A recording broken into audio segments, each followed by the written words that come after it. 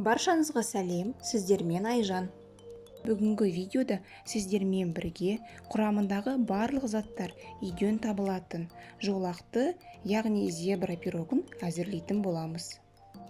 Бұл рецепт ең сүйікті рецепттерімнің бірі.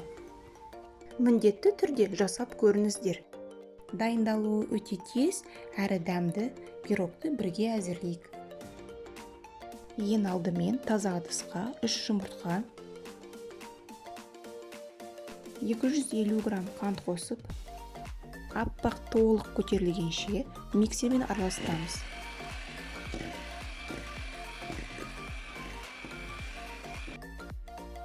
Елу грамм ерітілген май қосамыз.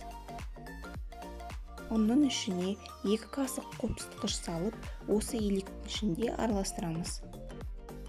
Онды електен өткізіп салу керек. Пирогтарыңыз жақсы болып көтеріледі. Онды 2 бөліп салыңыздар.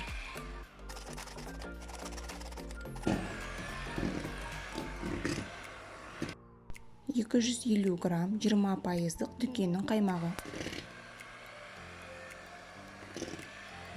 Миксермен жақсылап араластырып аламыз. Дайын болған қамырды 2 ыдысқа бөлеміз. Қамырдың жартысына 2 қасық какао қосамыз.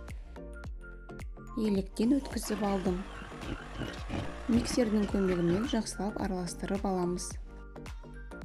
Бізге қамыр салуға 2 қасық қажет болады.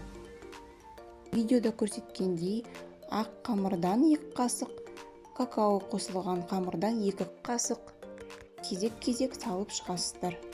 Мендегі форманың диаметрі 24 см.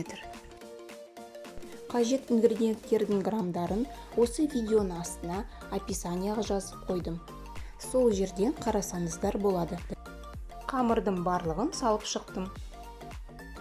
Енді ағаш таяқшамен өрнек саламыз.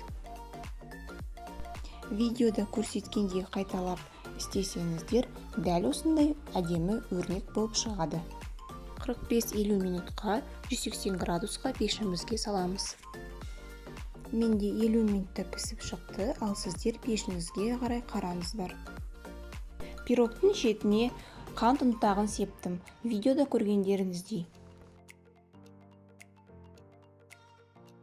Зебра пирогын жасап көрген рецепттердің ішінде ең жақсы оңай рецепттерімнің бірі.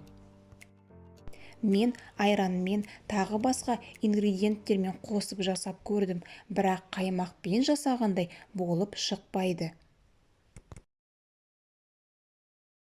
Зебра пирогымыз керемет көтеріліп, әдемі, жұмсақ, дәмді болып шықты.